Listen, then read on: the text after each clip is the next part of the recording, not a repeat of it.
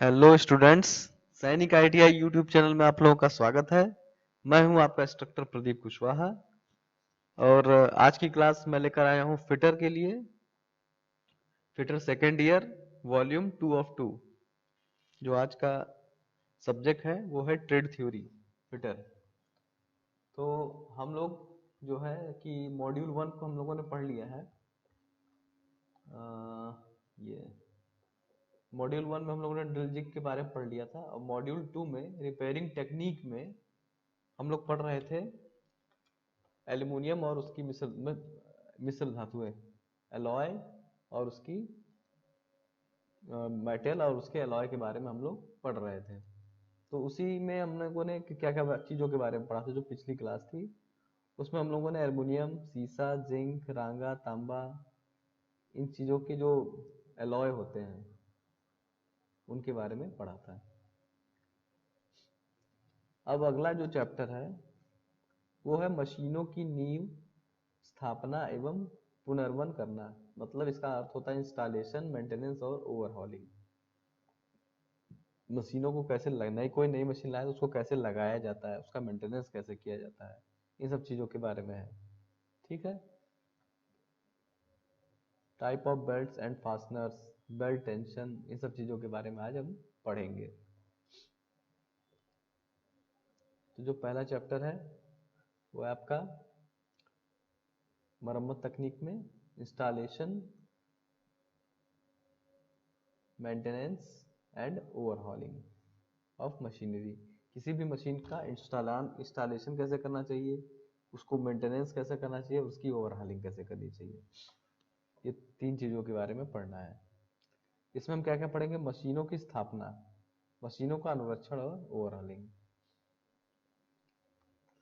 मशीनों की स्थापना करने की विधि इस प्रकार है। जो मशीनों की स्थापना की जाती है उसकी विधियां: मशीन की नींव जो फाउंडेशन होता है, फिटिंग एंड मूविंग और लेवलिंग और टेस्टिंग, ये चार चरण होते हैं। उसी में आपका कोई भी मशीन को इंस्टॉल किया जाता है कि मशीन को हम लोग कोई नई मशीन खरीद के लगाए तो उसको ज़मीन पर कैसे लगाए, माउंट कैसे करें। तो उसको लगाने के चार चरण होते हैं: मशीन, फाउंडेशन, फिटिंग और मूविंग और लेवलिंग और परीक्षण। तो जो पहला चरण है वो है आपका फाउंडेशन। पहला चरण है आपका फाउंडेशन। फाउंडेशन में देखिए क्या होता है, मशीनों की स्थापना ऐसी संरचना का निर्माण करने को कहते हैं जो मशीन को सहारा दे और मशीन पारिस्थितिक व गतिशील भार को ले सके। मशीन स्थापित करते समय इस बात का विशेष ध्यान रखा जाता है कि उसका आधार फर्श के साथ ठीक प्रकार से स्थापित हो। मशीनों की सहायता स्थापना करने के लिए निम्न आवश्यकताओं का ध्यान रखना चाहिए: यह मशीन की दी गई हाइट तक सहारा दे व मशीन की स्थैतिक एवं गतिशील भार को सहन कर सके। जैसे कि ये एक फिगर नंबर 1 में देखिए, कोई मशीन है तो इसका जो निचला हिस्सा है, लेथ मशीन है ये ना, तो जो लेथ मशीन है इसको कहाँ तक आपको माउंट करना है जमीन के अंदर, ये आपको देखना चाहिए।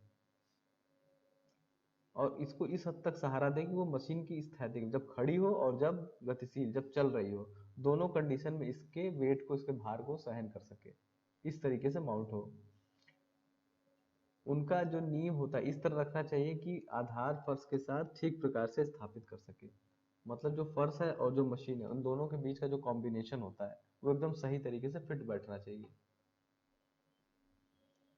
ये चलित भागों को स्पंदन को सोख सके।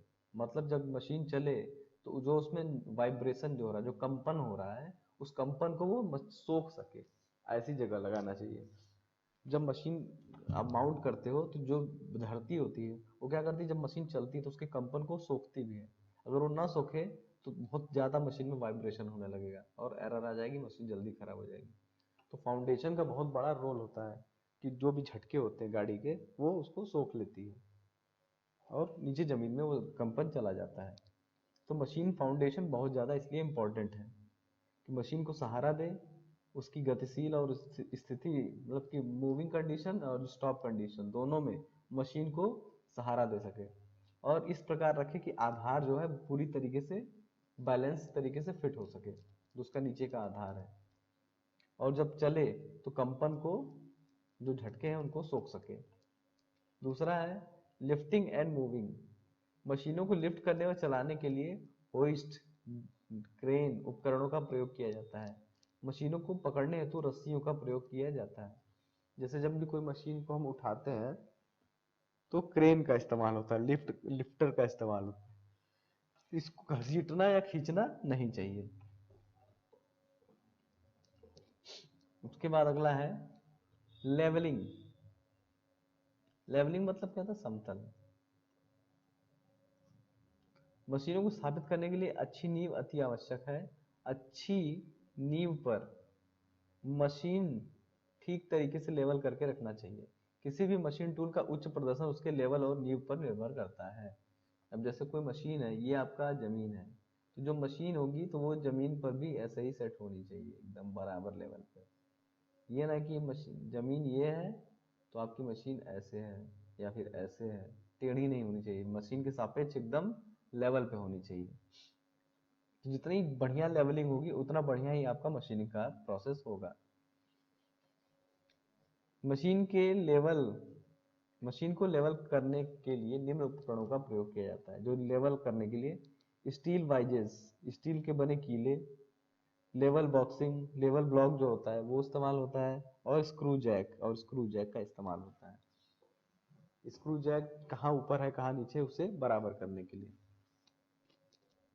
स्टील वाइजेस का प्रयोग मशीन के बेड के नीचे स्टील पैकिंग के साथ 3 या उससे अधिक स्थानों पर किया जाता है। 3 या स्टील वाइजेस जो होते हैं मशीन के बेड के नीचे स्टील पैकिंग के साथ, जैसे कोई मशीन बेड है उसके नीचे पैकिंग लगा दी जाती है स्टील की। जो भी हाइट ऊपर नीचे एडजस्ट करना होता है इसके द्वारा एडजस्ट कर लेते हैं। मशीन की लंबाई से अनुप्रस्थ तरफ से लेवल हो जाए इसके लिए ग्राउटिंग की जाती है। ग्राउटिंग समझते हैं ना आप लोग, चित्र में दिया होगा। ग्राउटिंग सही तरीके से लेवलिंग प्राप्त करने के लिए लेमिनेटेड पन्नियों का प्रयोग करना चाहिए। ये देखिए पैकिंग सीम, ये पैकिंग सीम होती है ना, ये नट बोल्ट जब लगते हैं तो उसी के नीचे इसको ऐसे लगा दिया जाता है पैकिंग सीम को। तो हाइट ऊपर नीचे एडजस्ट करने के लिए मशीन की इस प्रकार की पैकिंग सीम का प्रयोग किया जाता है। ये क्या किया जाता है कि मशीन में ऐसे लगी रहती है पैकिंग सीम। अब इसमें अगर और हाइट चाहिए तो इसके ऊपर एक और हाइट चाहिए इसके ऊपर एक और यहाँ पे नट बोल्ट से टाइट कर दिया जाता है। तो पैकिंग सीम से भी गैप्स को एडजस्ट करके टाइट किया जाता है और पूरा किया जाता है, और लेवलिंग में बहुत बड़ी भूमिका निभाते हैं। यह पैकिंग फन्नियाँ सेट्स में पाई जाती हैं जिसमें हर फन्नी की अलग अलग साइज होती है। इन फन्नियों का सम्मिश्रण करके अलग अलग मोटाई की फन्नियाँ प्राप्त होती हैं। जैसे स्लिप गेज में अलग अलग टाइप के स्लिप गेज होते हैं ना, उसी तरह फन्नी भी अलग अलग साइज की होती है। जब मशीनों को लेवलिंग बॉक्स पर रख दिया जाता है तब मशीन पर आधार नींव पर टच नहीं करता, बल्कि संपूर्ण मशीन लेवलिंग ब्लॉक पर टिकी हुई रहती है। इस प्रकार मशीन को उचित हाइट पर नीचे करके सेट किया जाता है। ये देखिए जो पूरी मशीन होती है वो ब्लॉक पे रहती है। ये जो ब्लॉक दिख रहा है ना सारा, मतलब मशीन पूरा, उसका जो पैर है उस पर टच नहीं करता। 4 ब्लॉक अलग अलग रहते हैं, उस ब्लॉक पे उसको एडजस्ट किया जाता है। उसके जो पैर होते हैं 4 मशीनों के, उसी पैरों पे ही इसे एडजस्ट करते हैं। इसको क्या करते हैं, मशीन को लेवलिंग करने में इससे आसानी होती है। मशीन को जैकिंग स्क्रू की मदद से भी लेवल किया जाता है, जैक स्क्रू लगाकर। ये देखो इस प्रकार के जैक स्क्रू लगा देते हैं और ऊपर नीचे मशीन को एडजस्ट किया जाता है, या ऊपर करने के लिए या फिर नीचे करने के लिए स्क्रू जैक का प्रयोग किया जाता है। स्क्रू जैक उठाने और नीचे करने के काम आता है ना। उसके बाद मशीनों में गति को रोकने के लिए मशीन में चारों तरफ सीमेंट लगाई जाती है। सीमेंट से ग्राउंडिंग करते समय मशीन के लेवल को छेड़ना नहीं चाहिए। जैसे मशीन को जब सेट कर लिया तो चारों तरफ सीमेंट से ग्राउंडिंग की जाती है ताकि मशीन जो अपनी जगह पर मूवमेंट हिले नहीं, एकदम फिक्स हो जाए। उसके लिए मशीन की ग्राउटिंग करते हैं सीमेंट से।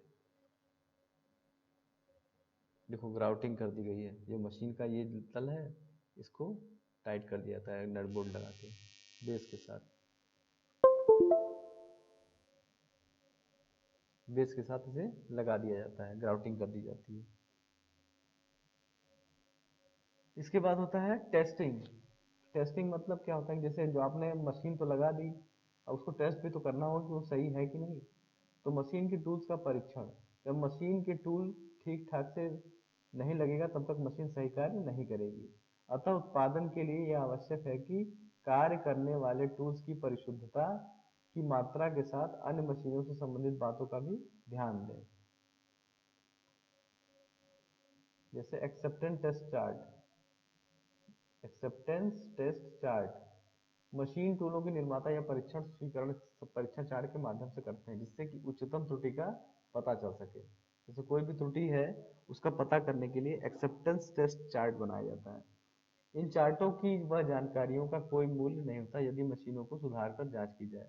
अतः ध्यान रहे कि वह लाने ले जाने में विकृत न हुई हो। जो मशीन है, इस बात का ध्यान रखना चाहिए कि मशीन में कोई पहले से एरर ना हो, ये तो इस चार्ट का कोई मतलब नहीं है। पहले से एरर नहीं लगाएंगे तभी तो पता चलेगा कि इसमें चल रही ठीक कि नहीं चल रही। तो हम डिसाइड कर पाएंगे कि मशीन की वजह से प्रॉब्लम नहीं है, तो प्रॉब्लम है वो इंस्टॉलेशन में दिक्कत है कहीं ना कहीं।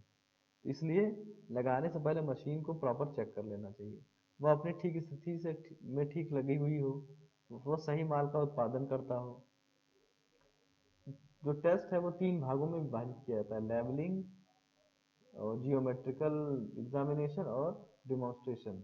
जो परीक्षण होता है उसका 3 तरीके से चेक किया जाता है।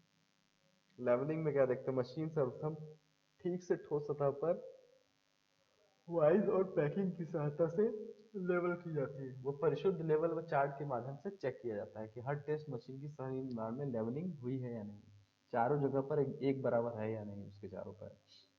उसके बाद जियोमेट्रिकल टेस्ट होता है।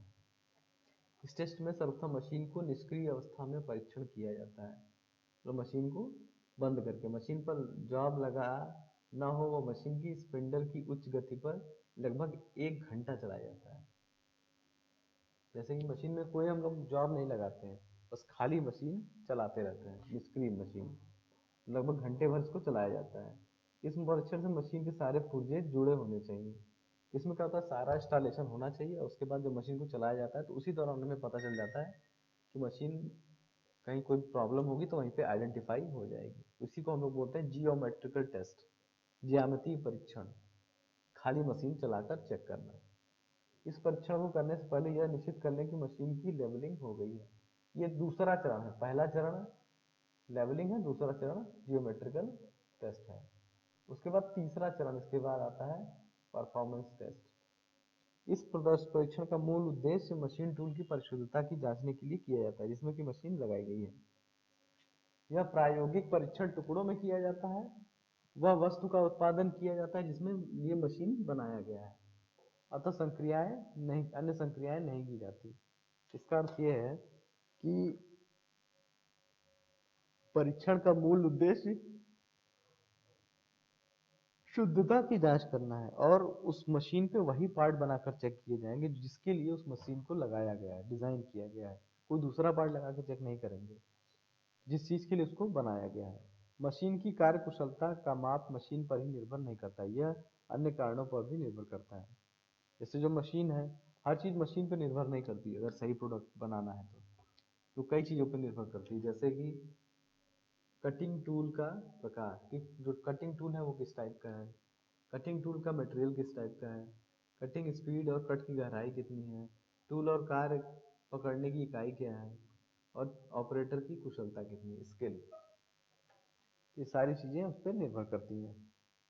उसके बाद होता है टेस्ट चार्ट। टेस्ट चार्ट हर महीने के लिए मशीन निर्माता द्वारा बनाया जाता है जिसमें परीक्षण संयंत्रों के नाम, परीक्षण चित्र, अनुज्ञेय त्रुटि की जानकारी एवं निर्देश दिए होते हैं। यह टेस्ट करने के लिए सुविधाजनक होते हैं। इसके बाद हम क्या करते हैं, मशीनों की मंथली टेस्टिंग करते हैं कि मशीन सही प्रकार से काम कर रही है या नहीं। इसमें क्या क्या होता है, इसका उपयोग चित्र, अनुज्ञेय त्रुटि, कोई त्रुटि ज्ञात करने की जानकारी व अन्य निर्देश इसमें दिए होते हैं।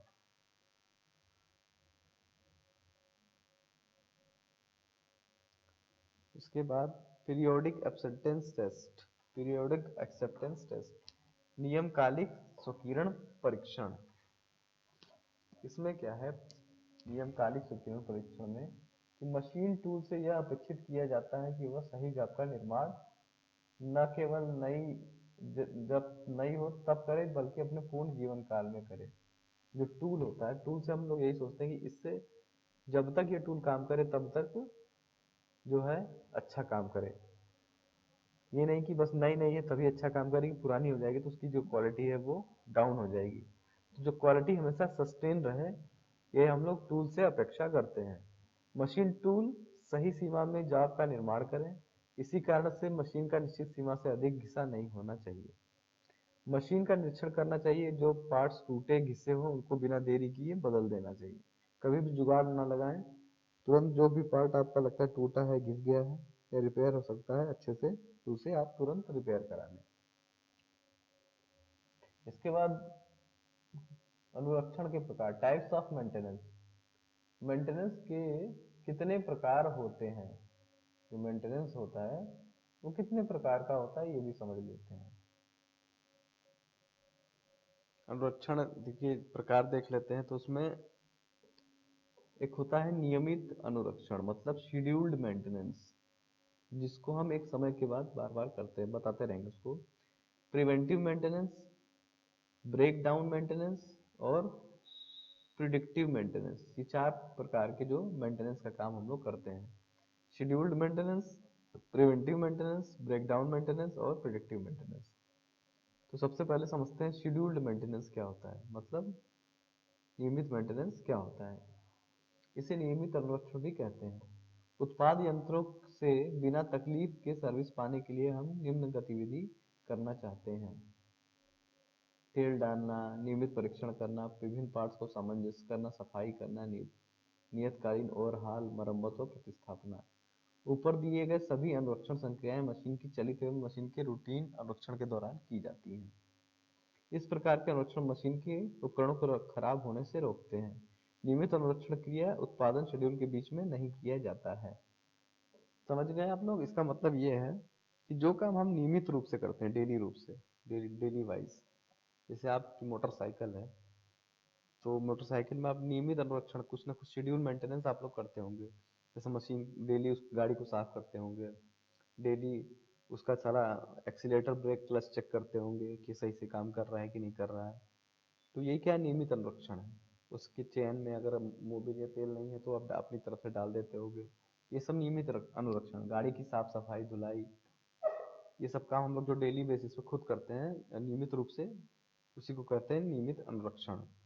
या कोई मशीन चलाने से पहले आप सॉफ्टवेयर में काम कर रहे हैं, लेथ मशीन चलाने जा रहे हैं, तो लेथ मशीन चलाने से पहले सारी चीज़ें देख चेक कर लें कि उसमें सारी मशीन के सारे पार्ट्स सही तो हैं, उसमें तेल तो है, लुब्रिकेशन प्रॉपर है कि नहीं, पावर सप्लाई में कोई इश्यू तो नहीं है। जब सारे पॉइंट चेक कर लेते हैं, उसी को बोलते हैं शेड्यूल्ड मेंटेनेंस। अगर कोई दिक्कत है तो उसको तुरंत सही करते हैं। तो अगला है प्रिवेंटिव मेंटेनेंस। मशीन के ब्रेक डाउन को रोकने के लिए निरोधक अनुरक्षण किया जाता है। जैसे कोई मशीन अगर ब्रेक डाउन, मतलब क्या होता है, खराब हो जाना है। जैसे चलते चलते मशीन एकाएक खराब हो गई, उसी को बोलते हैं ब्रेक डाउन। तो ब्रेक डाउन को रोकने के लिए ये काम किया जाता है, प्रिवेंटिव मेंटेनेंस। कमजोर हिस्से जैसे बेयरिंग, पार्ट्स अत्यधिक स्पंदन उष्मा झेलते हैं को नियमित परीक्षण कर कर ढूंढा जाता है। जैसे कि आप कोई मशीन चला रहे हैं बार बार, तो प्रिवेंटिव मेंटेनेंस, प्रिवेंटिव मतलब जो पहले से ही मेंटेनेंस कर दिए, मतलब खराब होने से पहले ही हम मशीन को सही कर दें, उसी को बोलते हैं प्रिवेंटिव मेंटेनेंस। तो प्रिवेंटिव मेंटेनेंस में ये देखा जाता है कि क्या क्या पार्ट है जो मशीन के खराब हो गए हैं, तो लोग देखते हैं इसमें। अच्छा, बेयरिंग घिस गई है, तो भले ही वो अभी चल रहा है काम, लेकिन उन्हें लगता है कि अगले 10 दिन में ये खत्म हो जाएगी, तो उसको वहां पर बदल देना है। कोई चीज, अगर मशीन का कोई पार्ट है, तेल कम हो गया है, तो उसमें तेल भर देना है। तो ये प्रिवेंटिव मेंटेनेंस होता है कि खराब होने से पहले हम अनुमान लगाते हैं कि ये पार्ट अगर खराब हो जाएंगे भविष्य में, तो इनको आज ही बदल दें, ये तो बीच में मशीन बंद हो सकती है। तो ऐसी जगहों पर क्या करते हैं, प्रिवेंटिव मेंटेनेंस का इस्तेमाल किया जाता है। उपकरणों के हिस्सों को उनका जीवन काल खत्म होने से पूर्व बदल दिया जाता है, जिससे ब्रेकडाउन की संभावना कम हो जाए। जैसे मैंने अभी बताया ना कि कोई चीज घिस गई है लेकिन काम चल रहा है, लेकिन घिस गई है मतलब वो कभी भी खराब हो सकती है, कभी भी बंद हो सकती है, और मशीन इसकी वजह से बंद हो जाएगी। इसीलिए उस पार्ट को खराब होने से पहले ही बदल देना, उसी को बोलते हैं प्रिवेंटिव मेंटेनेंस। इसके बाद importance of preventive maintenance. Preventive maintenance की क्या जो आवश्यकता है, मतलब इम्पोर्टेंट क्या है, इससे क्या क्या चीज़ें हो सकती हैं। दुर्घटना को रोकता है ये, मटेरियल और उपकरणों को खराब होने से रोकता है, मशीन के जो डाउन टाइम मतलब जो ब्रेक डाउन टाइम होता है उसको कम हो जाता है, जिससे खर्चे कम हो जाते हैं। मशीन ज़्यादा देर बंद रहेगी तो प्रोडक्शन नहीं होगा, मशीन चलती रहेगी तो पैसा आता रहेगा। मशीन बंद होने के वाले वित्तीय घाटे के नुकसान को रोकता है, मरम्मत के खर्च को कम कर देता है। जैसे कि अभी आप पहले से ही उसको ठीक कर देंगे तो खर्चा कम आएगा, लेकिन जब खराब हो जाने के बाद सही कराएंगे तो उसमें खर्चा ज़्यादा आएगा। मशीन के प्रदर्शन एवं कार्य क्षमता पर फर्क पड़ जाता है, माल की गुणवत्ता खराब हो जाती है, मशीनों के बड़े बड़े पुनरावृत्ति मरम्मत को कम कर देता है। जो प्रिवेंटिव मेंटेनेंस होते हैं वो कम हो जाते हैं। किसी भी समस्या का बड़ा रूप लेने से पहले हमें पता लग जाता है, जैसे हम कोई चीज़ बड़ी समस्या आने वाली उससे पहले ही हम पता लगा लेते हैं कि ये प्रॉब्लम आने वाली है। ब्रेकडाउन मेंटेनेंस क्या होता है, इसे संशोधनात्मक अनुरक्षण या आपातकाल अनुरक्षण भी कहते हैं। जैसे मशीन को तब तक चलने दिया जाता है जब तक वह बंद ना हो जाए, जब वह असली में टूट जाती है उस पर ध्यान दिया जाता है, बीच में उसका ब्रेक डाउन रोकने का कोई प्रयास नहीं किया जाता है। ब्रेक डाउन मतलब क्या, जैसे मशीन चलते चलते अचानक रुक गई, मशीन चलते चलते अचानक खराब हो गई, अब वो चालू ही नहीं हो रही है या कोई दिक्कत आ गई, तो उसे हम बोलते हैं ब्रेक डाउन। अब टीम आएगी, अब उसको ठीक करेगी। जब या तो जैसे मशीन चलते चलते रुक गई, अब हमें क्या करना है, उस इसको हम लोग कहते हैं ब्रेक डाउन हो गई मशीन, तो अब ब्रेक डाउन को क्या करेंगे, तुरंत आके सही करेंगे ताकि मशीन दोबारा चालू हो सके। तो जो शेड्यूल्ड नहीं होती, मतलब ये कभी भी हो सकती है एकाएक, जैसे अतिथि कभी भी घर आ जाते हैं ना, उसी प्रकार जो ब्रेक डाउन होता है कभी भी मशीन में आ सकता है। तो ये कभी भी आने वाली घटना होती है जो कभी भी मशीन में आ जाती है, उसे हम बोलते हैं ब्रेक डाउन, उसे ब्रेकडाउन बोला जाता है, जो एकाएक आ जाती है। मरम्मत के अलावा ब्रेकडाउन के कारण भी जल्दी पता लगाना चाहिए, जिससे कि भविष्य में ब्रेकडाउन ना हो। उसके बाद क्या है, कॉज ऑफ इक्विपमेंट ब्रेकडाउन, उपकरणों के ब्रेकडाउन के कारण। जब घिसे हुए पुर्जे बदले नहीं जाए, अच्छी तरीके से लुब्रिकेंट और कूलेंट का प्रयोग न किया जाए, बाहरी कारक जैसे वोल्टेज कम ज़्यादा होना, तेल खराब होना आदि, उपकरणों के कंपन पर ध्यान न देना, साधारण आवाज़ आना, असाधारण आवाज़ आना, उपकरण पर अत्यधिक उष्मा उष्मा होना। जैसे कि मशीन क्या है, बहुत ज़्यादा नॉर्मल तरीके से चलती है मशीन तो हमें पता चलता है, लेकिन जब थोड़ी सी मशीन थोड़ा अलग तरीके से बिहेव करती है तो हम जानते हैं कि बिहेव कर रही है, लेकिन हम उसको इग्नोर करते हैं। जैसे कि हम मोटरसाइकिल चलाते हैं, जब हम मोटरसाइकिल चला रहे होते हैं तो आप देखते हैं कि कभी कभी मशीन से कुछ अजीब सी खट खट खट की आवाज़ आती है। कुछ लोग होते हैं जो कहते हैं छोड़ो ये तो आती ही रहती है, उसको इग्नोर कर देते हैं। वही प्रॉब्लम आके बाद में जाके बहुत बड़ी प्रॉब्लम बन जाती है और बाइक का क्या होता है, एकाएक खराब हो जाती है। और जो लोग समझदार होते हैं, थोड़ी सी भी इंस्ट्रक्शन सुनते हैं और तुरंत जाकर बाइक को ठीक करवाते हैं कि प्रॉब्लम क्यों आ रही है। और तो देखेंगे जो लोग तुरंत सही कराते हैं, ऐसे लोगों की जो बाइक की लाइफ होती है बढ़िया होती है और हमेशा ठीक ठाक चलती रहती है। और जो लोग इग्नोर करते रहते हैं तो उनकी बाइक में कुछ ना कुछ बड़ी हैवी प्रॉब्लम रहती ही रहती है। उपकरणों के स्पंदन पर ध्यान न देना, जैसे बताया कि आवाज़, उनका जो कंपन हो रहा है मशीनों में, कुछ अजीब सी आवाज़ आ रही है, इन सब चीज़ों पे हमें ध्यान देना चाहिए। कोई पार्ट अब ज़रूरत से ज़्यादा गर्म हो रहा है तो इसको हम लोग बोलते हैं ब्रेकडाउन का कारण, इसी वजह से ब्रेकडाउन होता है। ब्रेकडाउन के disadvantage of breakdown maintenance. Breakdown maintenance का क्या नुकसान क्या है, उत्पादन में देरी होना, कर्मचारियों की ठीक से उपयोग में न होना। जैसे कर्मचारी क्या कर ठीक से उपयोग नहीं कर पाते हम लोग, क्योंकि वो कभी भी आ जाता है तो अनप्लान्ड होता है, प्लान होता नहीं है, इसीलिए ब्रेकडाउन का हमें दुष्प्रभाव पड़ता है। उत्पादन और मरम्मत पर ओवर टाइम देना पड़ता है, यह उन उपकरणों के लिए उपयुक्त नहीं जिसमें संवैधानिक प्रावधान दिए गए, जैसे क्रेन, लिफ्ट, प्रेशर विसिल आदि। अब देखते हैं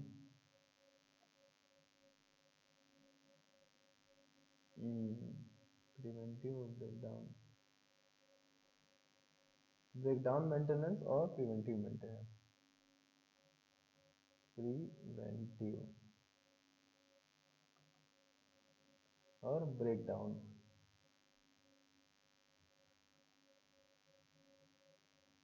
इन दोनों में अंतर क्या है?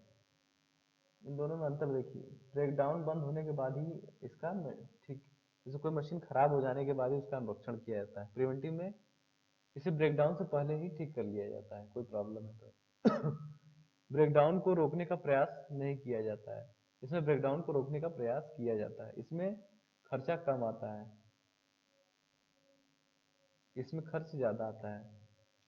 यह पूर्वानुमान से बताकर नहीं की जाती, यह पूर्वानुमान की से लगा अनुभव लगाकर, मतलब पूर्वानुमान लगाकर गतिविधि के द्वारा इसको ठीक किया जाता है। ये क्रेन, होइस्ट, प्रेशर विसल आदि उपकरणों के लिए उपयुक्त नहीं है, यह सभी उपकरणों के लिए उपयुक्त है। इसमें उत्पादन का ह्रास होता है और डाउन टाइम अधिक लगता है, इसमें नुकसान कम होता है। इसको हम प्लान करके कर सकते हैं, इस वाले हिस्से को, इसको प्लान करके नहीं कर सकते। इसके बाद होता है प्रिडिक्टिव मेंटेनेंस। एक होता है प्रिडिक्टिव मेंटेनेंस, इसका मतलब होता है भविष्य सूचक अनुरक्षण। मतलब इसका क्या होता है, अनुरक्षण के नियमित कार्यक्रम व निवारण अनुरक्षण के लिए सावधानी से योजना तैयार करनी पड़ती है। अतः यह जानना आवश्यक है कि मशीन के किस पार्ट्स में क्या खराबी है। इससे मशीन के पुर्जों की उम्र का भी पता लगाता है व नियमित अनुरक्षण की आवृत्ति का भी पता चल जाता है। भविष्य सूचक अनुरक्षण में उपकरणों की अवस्था को नियमित जांचा जाता है। इस जांच के लिए मानवीय इंद्रियों का प्रयोग किया जाता है, जैसे देखकर, सुनकर, सूंघकर आदि। उपकरणों की खराबी को इन संवेदनशील उपकरणों की मदद से जांचा जाता है। ऑडियो गेजेस, वाइब्रेशन एनालिसिस और एप्टीट्यूड मीटर्स, इनसे हम लोग चेक करते हैं।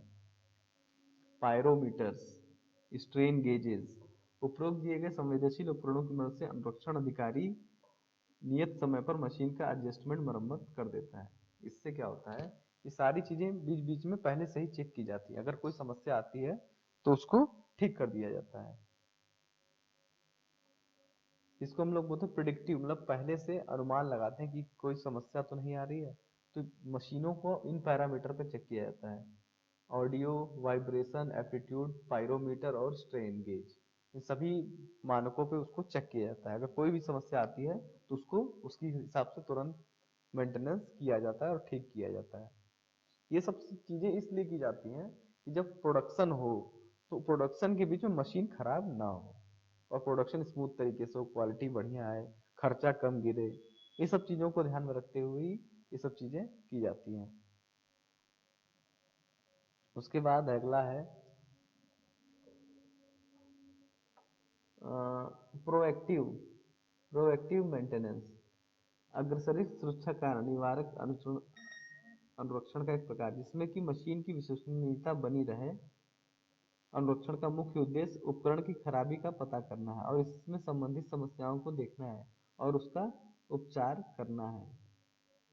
प्रोएक्टिव मतलब क्या होता है कि आप पहले से ही एक्टिव हो और जान जाए कि मशीन का पुर्जा खराब होने वाला है और उसको सही करवा दें, उसको बोलते हैं प्रोएक्टिव मेंटेनेंस। प्रोएक्टिव मेंटेनेंस कि आप लोग उपकरण की खराबी का पता लगाएं, उससे संबंधित समस्याओं को देखना और उसका उपचार करना। यह अनुरक्षण पद्धति मुख्य रूप से मशीनी उपकरणों की खराबी का पता करने एवं उसे होने वाली समस्याओं का निदान करने के लिए है। यह एक खर्चा बचाने की पद्धति भी है, क्योंकि किसी भी फर्म को मशीन को खराब होने से पहले सूचित कर देती है एवं उसका निवारण भी मशीन बंद होने से पहले ढूंढ देती है। जैसे कि हमें पहले से ही पता रहे कि ये मशीन में खराबी क्या है और उसका सॉल्यूशन क्या है, तो मशीन चलती रहती है और खराब होने वाला है, उसका सोल्यूशन क्या है पहले से आपको पता हो, उसी को बोलते हैं हम लोग प्रोएक्टिव मेंटेनेंस। उसके बाद होता है रिएक्टिव मेंटेनेंस, प्रतिक्रियात्मक अनुरक्षण। यह सबसे प्राचीन अनुरक्षण विधि। इस विधि में उपकरणों को जोड़ा, सुधारा व बदला तब तक नहीं जाता जब तक वह टूट न जाए। इस विधि में उपकरण बिना किसी चेतावनी के टूट जाता है जब वह उत्पादन बंद रहता है, जब तक कि नया पार्ट न आ जाए। इसके कारण उत्पादन का ह्रास होता है, इससे अनुरक्षण मूल्य व डाउन टाइम बहुत बढ़ जाता है। सुरक्षा का भी विषय उत्पन्न होता है। प्रतिक्रियात्मक अनुरक्षण उन जगहों पर अनुकूल होता है जहां पर जोखिम भरा कार्य न हो, जहाँ पर कम लागत का उपकरण हो, जहाँ ज़्यादा पैसा व्यवसाय में ना लगाना हो, ऐसी जगहों पर रिएक्टिव मेंटेनेंस काम करता है। तो रिएक्टिव मेंटेनेंस मतलब काम करते रहिए जब तक वो पार्ट खराब ना हो जाए, बाद में उसे बदल दिया जाए, उसी को बोलते हैं रिएक्टिव मेंटेनेंस।